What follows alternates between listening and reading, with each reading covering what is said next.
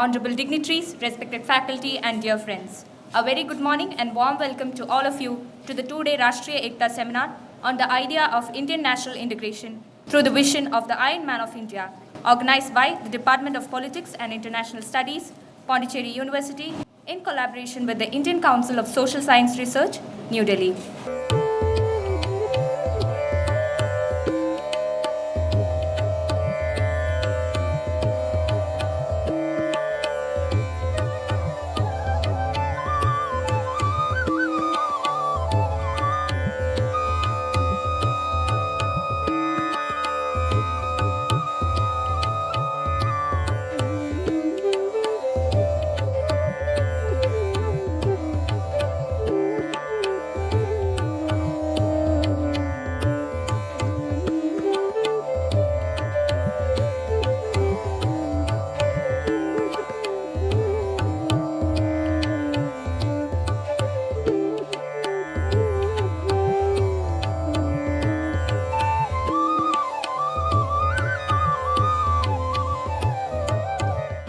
At the very outset, as head of the department, I have pleasure in inviting and having the Honorable Lieutenant Governor of Pondicherry, Shri K. Kailasanathan, a distinguished personality who's gracing the occasion here.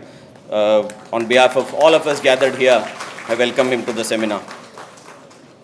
I also take this opportunity to welcome our Honorable Vice Chancellor. He was supposed to be in the national capital for other programs as well. He has prioritized and he's been with us. That shows his commitment to the academic credentials and excellence in the university. He has accepted to deliver the presidential address this morning. So on behalf of everyone gathered here, sir, I welcome you. We also have the registrar of the university, Professor Rajneesh Bhutani here, and I welcome him on behalf of the organizing committee and everyone gathered here. We also have Advocate R. Shankar Narayanan, Senior Advocate and former Additional Solicitor General of the Southern Zone. He has kindly accepted to give the keynote address. So on behalf of everyone here, I welcome him. At the same time, we also have one of our benevolent Dean of the School of Social Sciences and International Studies, Professor Chandrika, is here, and I welcome her on behalf of the seminar and the committee that's involved here. And I also take this pleasure, though it's ceremonial, to welcome my colleague, Dr. Ritesh Kumar Rai, whose hard work is seen here, and it has become a reality.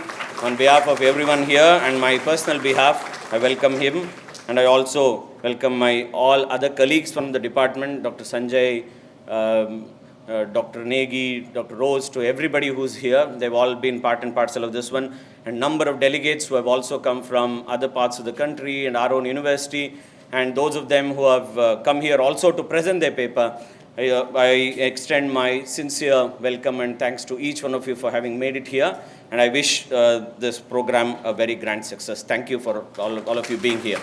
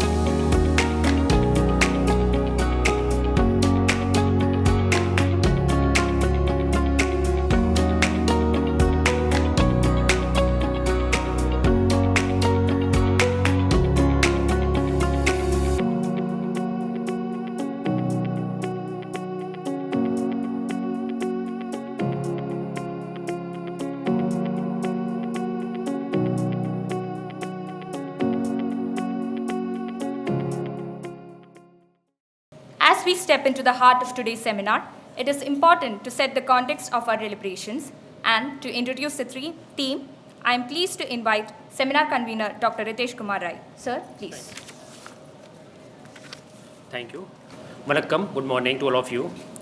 Uh, Respected Chief Guest, Honorable Lieutenant Governor Pondicherry, Sri K. Kailashnathan Sir, our Pondicherry VC Professor P. Prakash Babu Sir, Keynote Speaker Advocate Dr. R. Sankar Narayan Sir, our school Dean Ma'am Professor Chandrika, and HOD Dr. Nand Kishore, and my colleague Dr. Sanjay Sharma and Richa Negi and Rose Sir. Respected dignitaries at this dais, in front of the dais, thanks for accepting our invitation, and your presence is truly valuable for Department of Politics and International Studies. On behalf of the department and as the IA convener, I welcome you all, especially our esteemed professor from across the country, our dear students, research scholars, and research assistants. The seminar is organized under the special call titled Rashtriya Ekta National Unity Seminar with the collaboration of ICSSR. The seminar, since the beginning, has witnessed an overwhelming response from across the country. As soon as we floated the call for paper advertisement in the end of the May, we received more than 150 abstracts and various themes revolving around Sardar Vallabhbhai Patel, such as national building, Patel's legacy and leadership, geopolitics of the India, foreign policy of India, national security. A total of 90 abstracts has been shortlisted to be submitted as a full research papers. We have received approx 50 full papers right now from the more than 60 states of India. We have participants from 30 different universities and colleges across the country, given the niche topic of seminar focus on commenting the upcoming 158th birth anniversary of Sardar Vallabhbhai Patel. In these 2 days, we will leave this place learning with what Sardar Patel envisioned to make India. For example, nation that remains united, strong and self-reliant. While I was drafting the proposal on this topic for ICSSR, I was very clear about one concept in mind is very clear, Patel's leadership vision. Sardar Vallabhbhai Patel has not only stood for the nation but also united its a whole and paved the path for development, keeping the idea of brotherhood alive. His contribution to policy making was rooted in the pragmatism rather than ideological purity. He was a realist. He was a realist who showed political fabric was diverse and that governance had to be based on real-world conditions. This pragmatic approach to policy helped India's leadership in the post-independence year and navigate difficult issues such as the integration of the Kashmir and the handling of the partition of aftermath, and the formulation of the policy that could unite diverse regions and communities under the common vision. His other approach was commitment to social justice and informed policies related to caste-based affirmative actions and the protection of minority rights. Thus, to communicate these ideas and contribution of Sardar Vallabhbhai Patel towards our motherland, the called concept Bharat. This 2-day seminar aims to attract scholars, faculties, and students across India for a comprehensive deliberation on the theme of national unity and integration of seminar. The fundamental rationale behind the seminar is to enlighten the participants with the sense of nationalism and the protective role of citizens on the matter of national unity. The seminar particularly aims to unravel the multifaceted areas, national integration, and the challenges associated with I have mentioned in earlier the seminar addresses, and celebrate the legacy of Sardar Patel in the unification of the Bharat.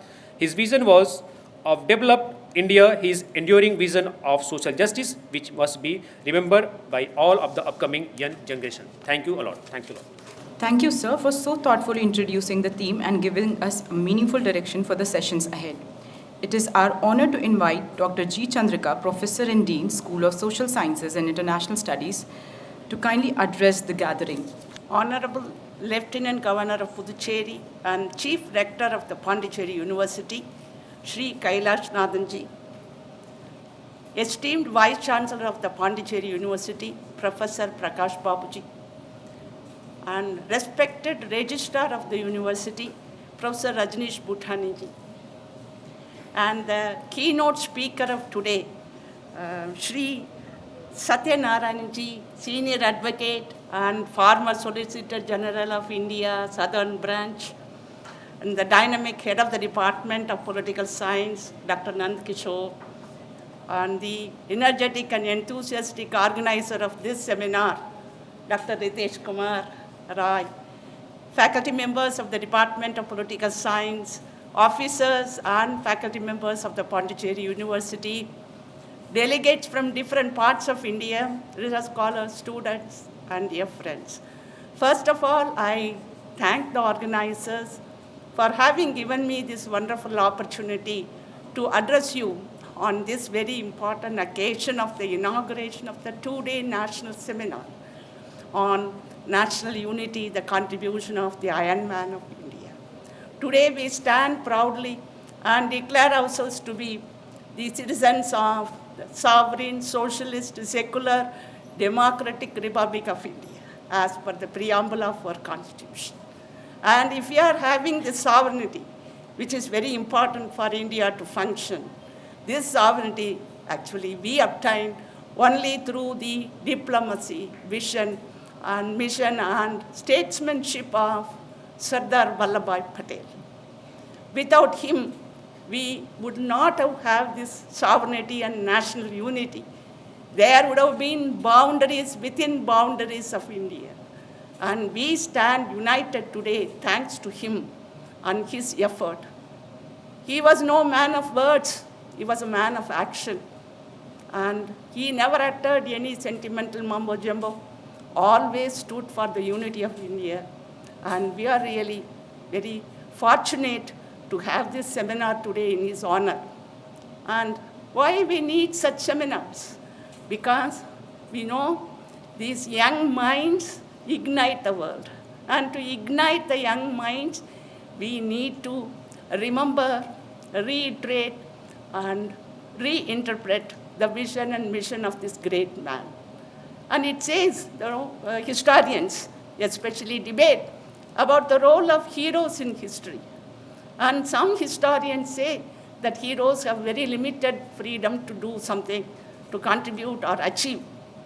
But whereas we find here, within the freedom that was given to him, with his supreme willpower, the national hero, our Vallabhbhai Patel, did the wonderful job of unifying India so that India today has the natural boundaries. And therefore, I am very much appreciating the effort of the Department of Politics and International Studies to organize this 2 days national seminar. And a few words about this Department of Politics and International Studies. As we can witness, it is this department which has the highest number of students in the School of Social Sciences. And the department has been contributing a lot towards enlightenment. That is the motto of the university. And I appreciate the efforts of the department, especially the efforts of the coordinator who has been working tirelessly for organizing this seminar. With these words of appreciation, I thank once again the organizers and wish you all a very good seminar for 2 days to come. Thank you. Thank you, ma'am, for your valuable words. May I now call upon Advocate R. Shankaranarayanan, eminent senior advocate and former Additional Solicitor General of India, Southern Zone, to share the keynote address. Sir, please. Vanakkam.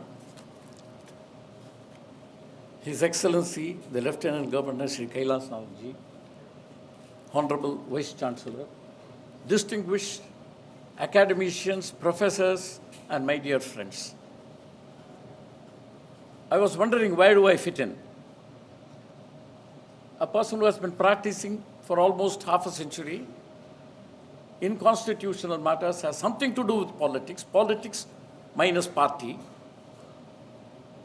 But more than that, as an individual and as a student who got involved in social affairs when I was 19, and my continuous participation in various activities in Tamil Nadu and elsewhere, probably I thought I could definitely have a word with you and share my thoughts. As a member of the profession, many people have asked me where do you get this idea of India as such, but for the Britisher? So I pondered over in my assessment, I felt Bharatiya was always there. The Bharatam was always there. The question was there one political head? Answer may be not, but Ashoka was considered to be the emperor of Bharatam. Chandragupta was considered to be, so was Harsha, divided into various places, kingdoms. The word Hindustan came only after the invasion, after say about 1100 AD, not before that. As a geographical entity, a larger part of this country was considered as Bharatam, is considered as Bharatam, will be continued as considered as Bharatam only. The political entity came into being because we thought that there must be some unity, the British are bought. But please go back to 1857 for a minute. In 1857, when the First War of Independence, I don't call it as a Sepoys mutiny, the First War of Independence started at an all India level, because before that there was one in Vellore in 1806. When it started, the Marathas were ruling the most part of the country.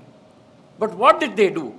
Did they take up the sword and say, I am the king? They thought that they required an emperor for India to fight against East India Company, which was not using the word East India Company. The India came into existence then. It was not one political cohesive unit at that time.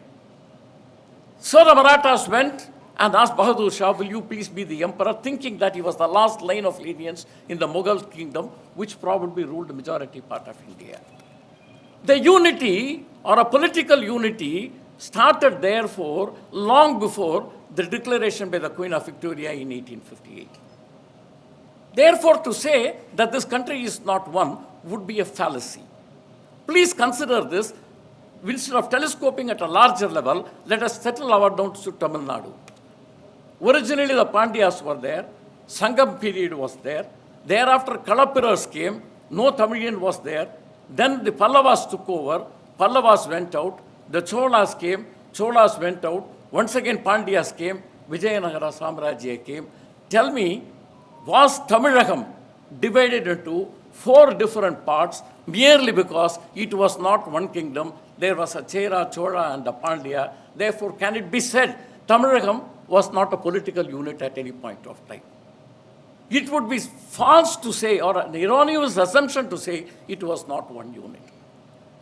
But after the British are left, the need for the unity was so seriously felt. Because in 1946, when the Constituent Assembly was formed, it was for the entire Bharat, including Pakistan. Many of our politicians, it is very difficult. I cannot sit in their armchair and say why they thought like that. They thought that the partition would never take place. Therefore, the Constituent Assembly included the members from the present-day Pakistan and Bangladesh too. But the partition became a reality. Then what happened? Then what happened was we decided to have a constitution, and the need to annex the 560 princely states became absolutely necessary. Please imagine, had it not taken place. Today, we have got very good friendly neighbors with whom we have to fight every day. On all fronts, we do not know where we are getting the missiles from. We would have had much more. The annexing of other principalities were not important. How does Sardar Vallabhbhai Patel really come in? 3 important places played a crucial role in the process of integration: Junagadh, Hyderabad, and Kashmir.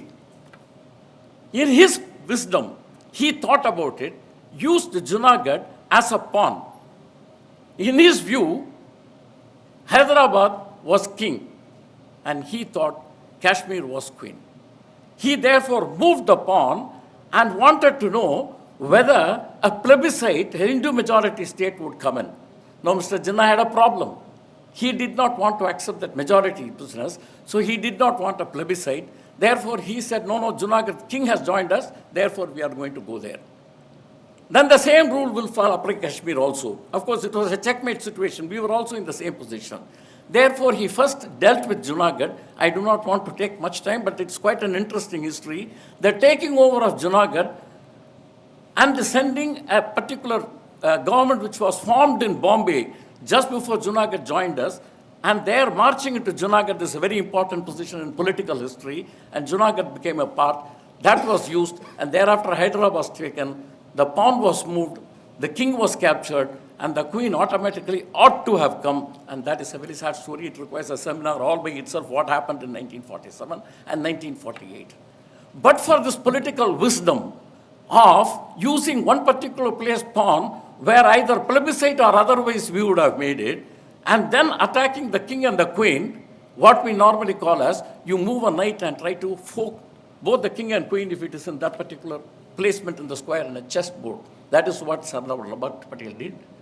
Had he not done that, imagine what would have been the problem near Junagadh.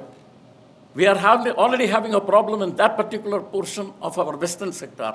All these things were saved. Don't we owe a duty to them? We owe a duty to Sardar Vallabhbhai Patel. How? Unlike United States, where 13 states joined together and gave a declaration that we are independent and we will always be together and I'll secede whenever I do not want, it was not a case of our people joining together and forming a constitution. The existing people said that we are all one and we won't have one constitution. Therefore, the federal structure, I do not want to go into the federal structure. We have been arguing for days together in the courts and saying what exactly is the federal, cooperative, federalism, coordinative, federalism, all jargons come there. But the fact remains that this country has to be one. Every state is dependent on other state for something or else. If each state decides that I'm an individual entity and try to treat it like any other country, it would be a disastrous situation. It is not the language that alone constitutes and make you feel that this is one entity. Language is but one particular piece. Imagine prior to 500, it was Sanskrit, it was Prakriti, it was Pali. All these languages ruled. Where were they? Where are they? Those languages today, they are not anymore here. Therefore, language is only a means of expression that does not divide people. The region does not divide people. The religion does not divide people. If religion was dividing the people the way Jinnah thought and two-nation theory, which he really gave up when Junagadh came, today, most of the Muslims would not have stayed back saying that India is my country. There would not have been Hawdar Abdul Hamid, who went and sacrificed in 1965, got a Paramveer Chakra, and so many other persons. I can go on giving you a list.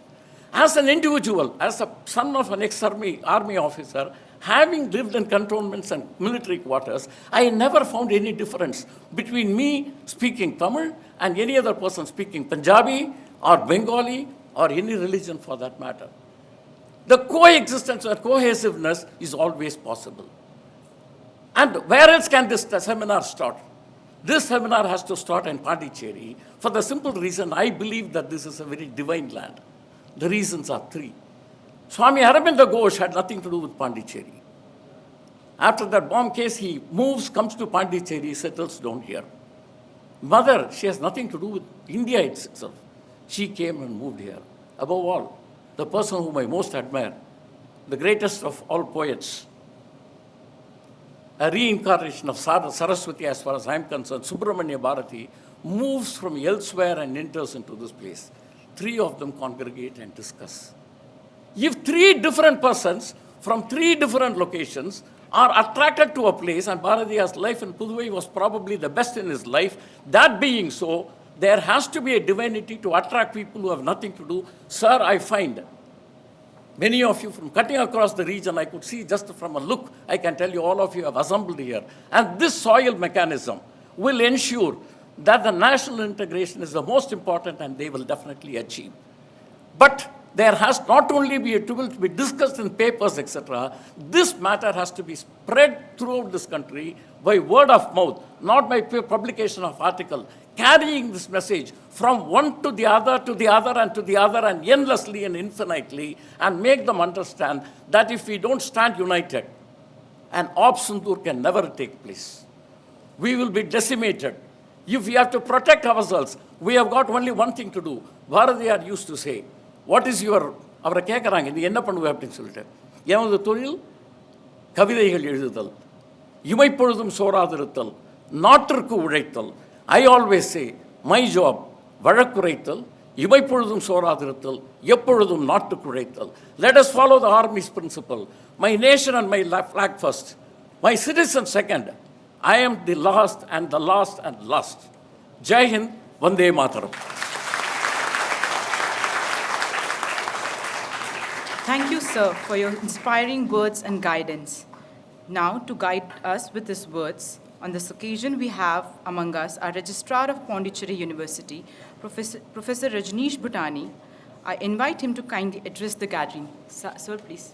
Particularly after this powerful speech of our keynote speaker, Advocate Sankar Narayanan. Anyway, I don't have many words to speak, but because I have been invited to speak, so let me take this opportunity. On behalf of the university, I pay sincere gratitude to the Honorable Lieutenant Governor for gracing this occasion. Sir, we are very, very happy that you are here today. And particularly when we are celebrating the legacy of a giant from Gujarat, it is very fitting that Honorable Lieutenant Governor is here, who has been instrumental in taking the Gujarat much, much forward, what we see today. So thank you very much, sir, for being here. I also take this opportunity to thank, or particularly before I go ahead, let me congratulate all of you today here who are present to witness the inaugural function of this 2 days seminar. I'm very happy that your department has chosen this particular topic of national unity and particularly celebrating the Sardar, Iron Man, Vallabhbhai Patel. And before I go ahead, let me also take this opportunity to pay my sincere gratitude to our Honorable Vice Chancellor that he always has been so encouraging for this kind of academic activity. So on behalf of all of us in the university, sir, I also thank you and for this particular seminar. As I was telling the Sardar, Iron Man, Vallabhbhai Patel's legacy that we are celebrating today, and when I speak this, the things which come to my mind, that most of the people are bestowed certain ceremonial titles, but he is the one person who has earned both Sardar and Iron Man by his actions. People who are from the history and from the political science, they would very well remember that the way, whatever we have read through these different history books, that the way he led the satyagrahas, particularly Bardoli Satyagraha. This is how then he came to be known as Sardar, the leader of the masses. And he kept on telling in all his speech, in fact, now many youngsters are there, and I would urge that you take some time out to go back and read his own speeches, Sardar Vallabhbhai Patel's speech. In fact, nowadays the access is so easy. The other day I was looking at the YouTube and I found that the Prasar Bharati, and I'm happy that Doordarshan is here, and I want to congratulate them. Prasar Bharati is a big material on those earlier speeches. And I happened to go through one speech which was, as our advocate was mentioning, that he was part of the Constituent Assembly, which was established about a year before the independence to chart out the constitution. And Sardar Vallabhbhai Patel was chosen as the chairman of Advisory Committee on the Fundamental Rights. And that speech, which I think he gave in February 1947 or sometime, to the first meeting of this Advisory Committee on Fundamental Rights in the Constituent Assembly, I think this is worth reading.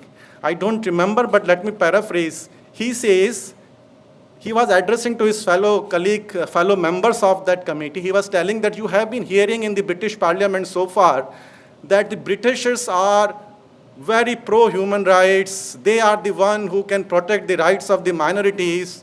Let us prove them wrong. Let us prove that their claim is bogus. Nobody else, nobody more than we Indian care for our human rights and the minority rights. So this is what he told to his fellow colleagues, and he said, let us not work with the majority decision, let us work for a unanimous decisions, and let us show the world that we can rule ourselves better than anybody else. And this is what he showed by his actions. As our advocate was remembering, integrating more than 500 princely states is not a joke. No matter what you say, but bringing everybody on board, the kind of his acumen, political acumen, and he very nicely told about Junagadh and Kashmir and the Hyderabad, how he played each other. But just think of more than 550 princely states were brought together only by one man's effort. That is why he's called Iron Man, Sardar Iron Man Vallabhbhai Patel. So I'm very happy that we are here today to celebrate his legacy. Only thing which I would like to now urge as an individual, that this is also time to introspect and say, are we really, not because of the sake of celebrating, are we really contributing towards those principles which he has set forth for us? And the principle is nation first. Are we really working towards it? And how can we do it? So even each one of us contribute, keeping that consciously in back of mind that whatever I do for my country. I think that will be the real celebration and real such kind of fruit of these seminars. So with that, I urge all of you that please take the spirit forward of the seminar. Whatever the deliberation we will do this, I think that will crystallize new ideas to take India towards the ultimate goal of Viksit Bharat 2047. So with this, I congratulate you all of you again and congratulate and thank the department for organizing this and giving me this opportunity. Thank you very much. Thank you. It is our honor to invite Professor P. Prakash Babu, Honorable Vice Chancellor, Pondicherry University, to deliver the presidential address. Vanakkam, Namaskar.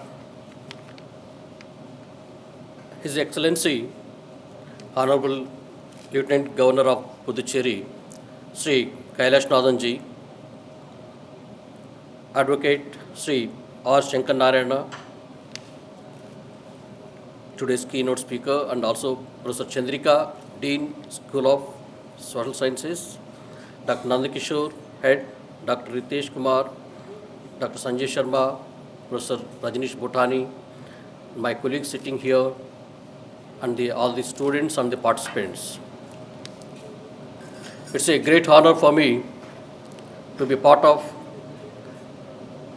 this seminar being conducted on the national integration and vision of Sardar Vallabhbhai Patel in the presence of His Excellency, our Lieutenant Governor, Sri Kailash Nathanji. Sri Kailash Nathanji is very learned and renowned person, and also he has been with the university and encouraging the university and guiding the university and mentoring the university in various aspects. Whenever we meet, he always praises and also advises, these are the things we can do it. And he is also, as he is the chief rector of the university, I have never seen any rector, chief rector of the universities taking such a keen interest with the university system. Let us give a big thanks to the. He always asks that how is that campus is doing, how is this campus is doing, you want anything. So I don't think anybody will ask. And sir, we are really truly humbled by your advices and mentoring to the university. We wish it's an honor for us to have you here in this meeting. It's indeed great honor to speak on the theme national integration, and no name shines brighter than in this regard, that of the Iron Man of India, Sri Sardar Vallabhbhai Patel, the first Home Minister and also the first Deputy Prime Minister of the country. It's an historical context that I think my earlier speakers definitely really covered much of the information. During the freedom in 1947, though the Britishers declared that, okay, you can have your own country, but at the same time, backdrop, they keep murmuring about how long these people will be united. This will be soon fragmented into different countries. This is what actually their idea also. They also inculcated such a kind of elements also. But then, it's a historical context that when India became free in 1947, we inherited not only a freedom, but also a great challenges. The Britishers had left behind more than 560 princely states, having their own flag, having their own rulers, having their own interests, and also having their own army. This is the biggest thing. Imagine all of them had chosen to remain separate. Our country would have been divided into hundreds of small nations. They will become weak and also vulnerable to the outside nations. At this critical juncture, one man rose to the challenges, is Sri Sardar Vallabhbhai Patel ji, India's first Deputy Prime Minister and also Home Minister. With his vision, courage, and firm leadership, he welded the fragmented pieces of India into a single nation. I will take just two examples and I will wind up because we are waiting for His Excellency speech. One has been already taken by the earlier speaker. This is the Junagadh episode. To indicate the personality of the Sardar Vallabhbhai Patel ji, these two examples I would like to take. One is I'm closely associated, the other one is the Junagadh incident, which is in part of the Gujarat. During that period, the princely state of Gujarat had a ruler with a majority population of the Hindus. He doesn't want to cede this one. At the same time, at some point, this is also deep in the Indian country, it's in internal territory. But when the ruler of that place fled to Karachi, the people think that the Iron Man is only to the action of the military. No, he has the two sides of the coin. That's only one side. The other side is he always respects the people's will. People's will, he always respects that one. He first tried persuasion, but when the Nawab fled to Karachi, Patel acted very swiftly. He sent the Indian troops and organized a plebiscite. He organized a plebiscite, and the people of Junagadh voted overwhelmingly to join the country India. So that's how he made it a possible, that is, he made it as an integral part. The Patel shows the blend of diplomacy and firmness, never aggressive for its own sake, but decisive when integrity and the nation was at stake. This is what actually every Indian national should adopt, such a kind of attitude. The other example is very close to us, this is Hyderabad, because I am from the same place, and also my people are also affected by this one.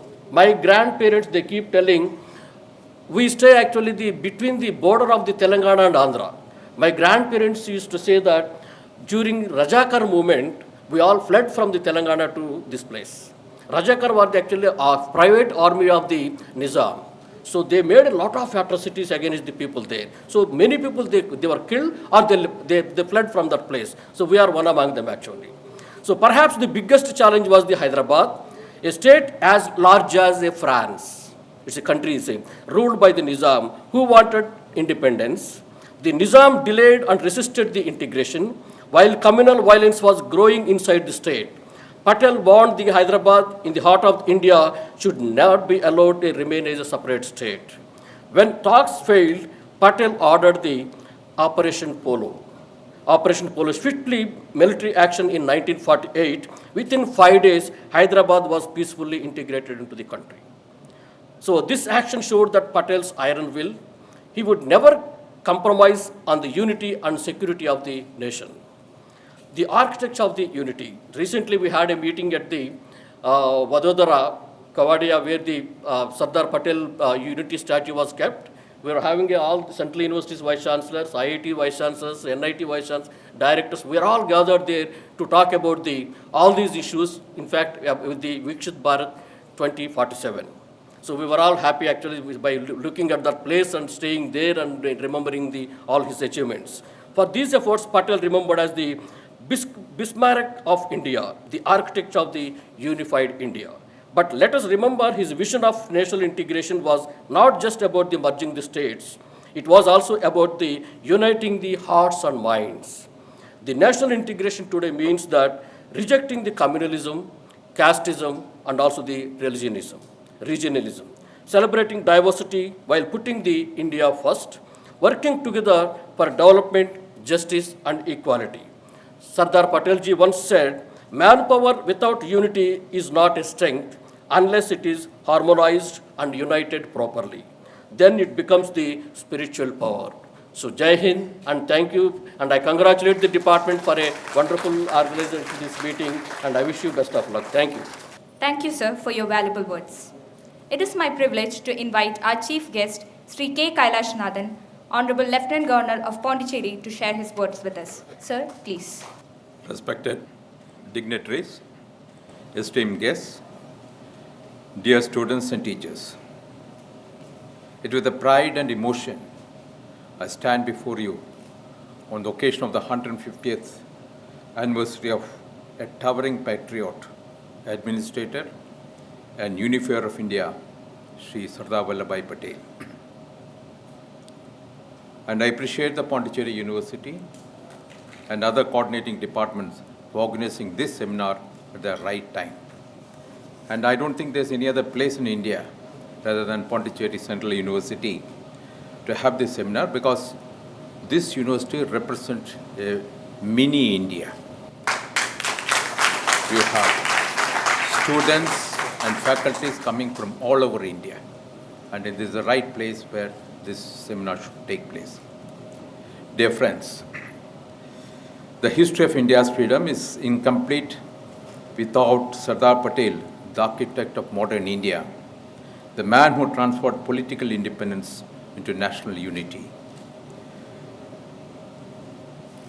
But his role was never appreciated after 1950. His contribution towards the country, unification, and its development and progress. That's why Honorable Prime Minister Sri Narendra Modi, when he was the Chief Minister of Gujarat, decided to have an iconic statue, the tallest statue in the world. He always used to say that why do you want to have, we can have iconic structures only in the US, Japan, or West. Why can't we have such iconic structures in India? So he decided to have this tallest statue of Sardar Patel on the Narmada River. Construction of this reflects the real spirit of rural India. I remember I was associated with the project right from the beginning for almost 5 years. We collected soil from almost 135,000 villages of India, various parts of the states. This soil was brought here, and today we have got what is called Wall of Unity in the Statue of Unity premises. And that is made up, filled with all this soil which is brought from all these villages. And he also collected agriculture implements because Sardar Patel was a Kisan leader. So he collected agriculture implements, basically iron, from all over India, from all the farmers, melted those and mixed it in the formation of this statue. So that was the emotional connectivity which he gave to this entire project. Today, that group of small villages, tribal villages, and one of the most backward districts of Gujarat is one of the topmost tourist destinations in the country. And it has really opened up the entire economic development of that backward region. Sardar Patel's journey began in the shadow of Mahatma Gandhi. It was Gandhiji's moral courage and non-violent philosophy that inspired Sardar Patel. He was a blind follower of Gandhi. A guru has never succeeded without a loyal, devoted, and self-sacrificing disciple. Without Vivekananda, Ramakrishna Paramahansa's face should not have reached America and Europe. So was Sardar Patel to Gandhi. Sardar Patel's assistance was the most significant contribution to Gandhi's Satyagraha movement. He helped Gandhi build a strong, disciplined, non-violent army of Satyagrahis to fight against the British for nearly 3 decades. He served Gandhi as his deputy commander. Gandhiji said with pride, I quote, "A leader's skill is judged by his competence in selecting his assistants for execution of his plan," unquote. So, the very word Ekta, unity, carries with it the essence of our civilization, the spirit of our culture, and foundation of our democracy. When we speak of Indian national integration, it is mandatory to recall the vision and unparalleled contribution of this great leader, Sardar Vallabhbhai Patel. Today's seminar of national unity is just not an intellectual gathering, but a reminder of the values that hold our nation together. In times when differences of region, language, caste test our social fabric, it becomes all the more vital to draw inspiration from Sardar Patel's vision and reaffirm our commitment to the idea of India, a land of diversity, yet one nation, a land of many languages, yet one voice, a land of multiple faiths, yet one destiny. Our nation, with its civilization, heritage of over 5,000 years, is not merely a geographical entity. It is a living embodiment of shared history, collective struggles, cultural bonds, and spiritual traditions. From Kashmir to Kanyakumari, from Kutch to Kohima, the land has nurtured countless communities, languages, and faiths. When we look back at the dawn of our independence in 1947, we must remember the enormous challenge that lay before us. British left behind not a united country, but a fragmented land with more than 560 princely states, each with its own rulers, its own army, and in some cases its own aspiration to remain independent. Had these states not been integrated to the Indian Union, a map of India would have looked like a patchwork of quilt, vulnerable to foreign interference and internal chaos. It was Sardar Patel, with his firmness, foresight, and unshakable commitment, who persuaded, negotiated where necessary, acted decisively to ensure that all these states become part of one India. With the support of Sri V.P. Menon, who drafted the instrument of accession through which the princely state joined the Union.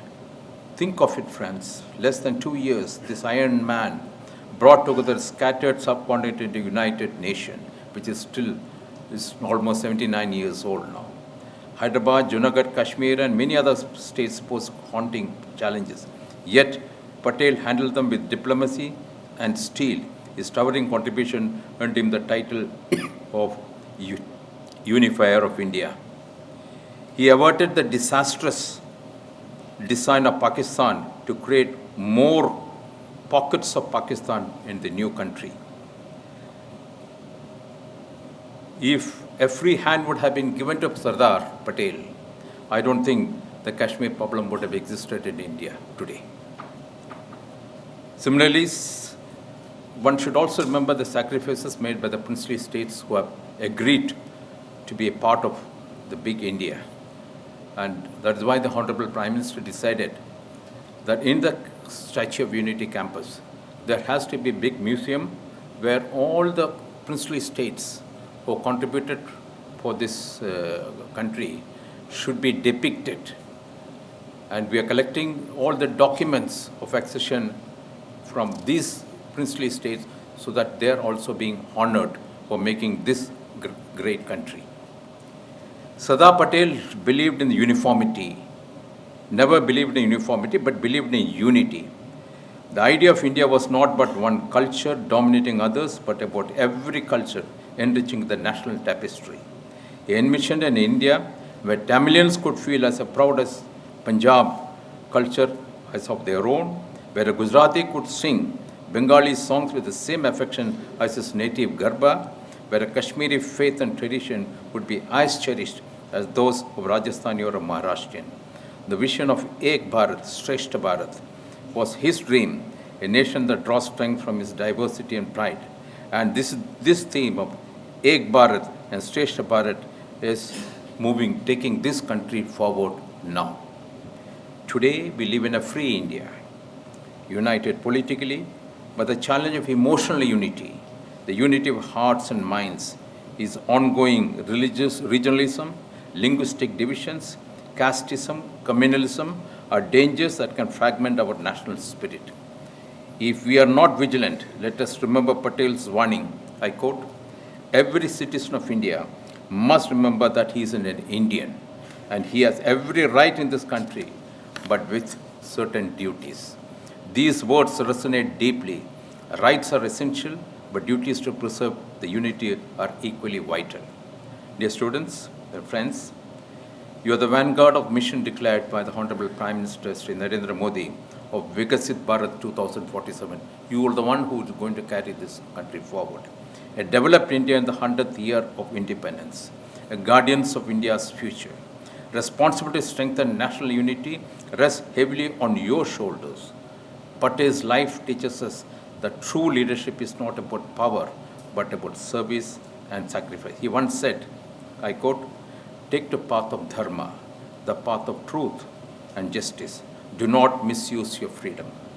This is a message especially for the youth in the age where globalization, technology, and social media expose us to both opportunities and divisions. we must be careful that our words and actions do not create fissures but only build bridges. The true tribute to Sardar Patel are not in constructing the statues. Although the magnificent Statue of Unity stands as a glowing reminder of his legacy, the real tribute lies in embodying his ideals, integrity, courage, and unity. How do we achieve the idea of national integration, what that Patel envisioned? 1. Respect of diversity. For we must respect linguistic, cultural, and regional differences, not as obstacles, but as ornaments of this great nation. Secularism and harmony. India belongs equally to all Hindus, Muslims, Christians, Sikhs, Buddhists, Jains, and any other community.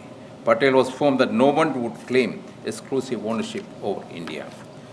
Third, equal development. True integration will come when every region feels it has an equal share in national growth. Inclusive development fosters unity. Fourth, national duty above personal interest. Patel's entire life was an example of putting national interest above personal ambitions. Each citizen must adopt the same spirit. And last and fifth one, education for unity. Our schools and colleges must nurture not only intellectual knowledge, but also emotional bonding with the nation. National integration must be a part of our curriculum and campus culture. How do we practice unity in our daily lives? It does not always require grand gestures.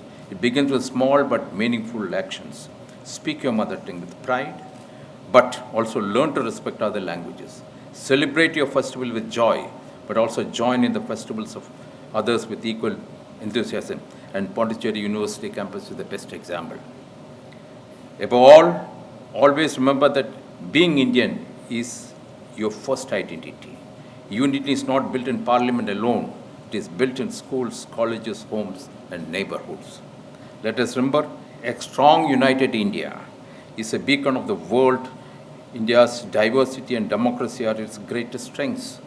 When the world sees 1 billion people of different faith, language, and lifestyles living together under one constitution, it gives hope that humanity can coexist in peace. Sardar Patel foresaw this. He knew that only a united India could stand tall among nations. His dream was not merely for survival, but for global leadership rooted in moral strength. There are various aspects, various facets of Sardar Patel's life. In spite of dissimilar origins, upbringing, temperaments, and even beliefs, Gandhiji and Sardar Patel formed a perfect pair, highly complementary to one another. Unlike Gandhi, Nehru, Patel was a born Kisan. So he possessed a stern character and sturdy common sense and was down-to-earth realist. His life was very simple. When he returned as a barrister from England, he used to wear British-style suits. Joining freedom struggle, while visiting Godhra along with Mahatma Gandhi, he started wearing khadi. And till the end of his life, till his death, he never wore except khadi in this entire thing. And that also woven by his daughter, Maniben. When Sardar Patel left for heavenly abode in 15th December 1950, what he left behind was a simple living freedom fighter daughter, Maniben, with no property, no house, no bank balance. And for 40 years, Maniben, after his death, she lived in various houses of relatives. That is what Sardar Patel was for us. Yet, you see, Sardar Patel was also a profound social reformer. Many of us, we don't know. Because he was the president of the Ahmedabad municipality, of which I had the opportunity to work as 3 years as municipal commissioner. In those days, I'm talking about 100 years before, he had a town planning scheme for the entire city of Ahmedabad. And even today, that plan is continued, and the entire development of Ahmedabad city is in a very planned way. That was his vision. I remember that you moved a resolution in the Ahmedabad municipality, that there should be provision for women to become women councillors in the municipality. I'm talking about 1917, 100 years down the line. Today we have got reservation in the political field for women in all the areas. He advocated participation of women in public life. He saw an efficient and disabled civil service, and this is another contribution of his. He saw that an efficient, disciplined civil service was essential for a sound democratic administration. So he formed Indian Administrative Service. Not only that, the old ICS, Indian Civil Service, he integrated them because they have worked under the British. They integrated them to the new India. Through his decision of unwavering vision and ability to build bridges with those who previously served with British, Sardar Patel established a framework for the modern India administrative services. As Deputy Prime Minister, many of us, we don't realize, he had a major role in planning various irrigation projects in India, including big dams. He was very keen in developing defense production right at that time, along with the big industrial projects. He contributed to agricultural research, dairy industry, which went totally unnoticed. My heart is filled, friends, with gratitude to Sardar Vallabhbhai Patel. Think for a moment. If Patel had not been there at that crucial juncture, what would have been our fate as a country? Would we even be sitting here together as one people under one flag? It is because of his iron resolve that we salute our tricolor Tiranga, sing one anthem, Jana Gana Mana, and pledge faithfulness to one constitution. Friends, as we deliberate in this seminar on national unity, let us resolve that the vision of the Iron Man of India will continue to guide us. Unity is just not political, it's also social and economic. A nation where no one is left behind, where every hand has work and every heart has hope. That is the India Patel dreamed of. In Patel's words, I quote, "My only desire is that India should be a good producer and no one should be hungry, shedding tears for food in this country," unquote. I call upon each one of you, teachers, students, policymakers, and citizens, let us be worthy inheritors of Patel's legacy. Let us build an India that stands united and glorious in destiny. India belongs to all, and all belongs to India. This is the essence of Rashtriya Ekta. On this sacred occasion of Rashtriya Ekta, let us bow our heads in reverence to Sardar Vallabhbhai Patel, the unifier of India, and let us use in determination to uphold his dream of united, integrated, invincible India. Ek Bharat, Shresth Bharat, one India, a great India. Thank you. Jai Hind. To formally convey our gratitude, may I invite Dr. Sanjay Sharma to deliver the vote of thanks. Good afternoon, everyone. It's my pleasure to deliver the vote of thanks on behalf of the organizing committee of the National Seminar on Rashtriya Ekta. Following the tradition of Atithi Deva Bhava from the Taittiriya Upanishad, first and foremost, I extend my sincere gratitude to our chief guest, Honorable Shri K. Kailash Nathanji, Lieutenant Governor Pondicherry. Sir, many thanks for you, for your presence, and for your kind and inspiring word. Sir has set the tone for this national seminar. Sir has rightly said that the idea of Ek Bharat, Shresth Bharat need to be explored. And when it comes to the democracy, so democracy is all about accommodation. It's all about toleration. It's all about diversity. And he has rightly put that these values should be inculcated through the culture, through the socialization, through the upbringing in the families. So beyond the political entities, it should be the responsibility of each and every family, region, and the state to inculcate the feeling of Ek Bharat, Shresth Bharat. Thank you, sir. Thank you for your valuable ideas. A heartfelt thank to our guest advocate, senior advocate R. Shankar Narayanji. Thank you, sir, for being here and delivering such a wonderful and insightful keynote address and making the point that India is not a nation, India is a civilizational state. And we have this idea of Bharatam since 500-year-old. So we have a rich history, we have a rich culture, we have a rich civilization, and that should be explored further. I, on behalf of the organizing committee and Department of Politics and International Studies, convey deep regard and sincere thanks to our Honorable Vice Chancellor, Professor P. Prakash Babu, for gracing the occasion. Thank you, sir. Thanks for making this point that while we are talking about the national integration, the sir has rightly paraphrased the national integration, that it is beyond the boundaries. We should look the challenges of casteism, the challenges of communalism, the challenges of regionalism, the challenges of linguistic politics. That is something we need to deal to bring the national integration in India. Thank you, sir. Thanks for your valuable ideas. I extend my sincere thanks to Professor Rajneesh Bhutani ji, Registrar, Pondicherry University, and he has also shared his views on national integration.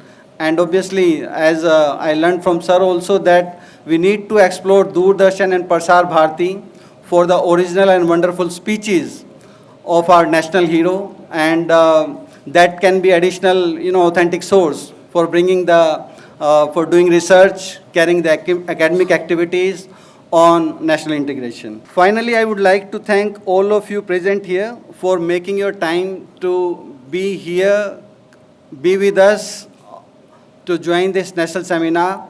And already the tone, the idea of the seminar has been set by the dignitary on the dais, the idea of Ek Bharat Shresth Bharat, the idea of civilizational India, the idea of diversity, the idea of the contemporary challenge to the national integration. So let's have a discourse. Let's have a discourse today and tomorrow that how the vision of Iron Man of India, Sardar Vallabhbhai Patel, can be utilized to resolve the challenges for the national integration. So I invite and I welcome all of you to be here, enjoy Pondicherry, enjoy the Pondicherry University, and to contribute and learn the academic discourse on the Iron Man of India on this theme, national integration. Thank you and Jai Hind.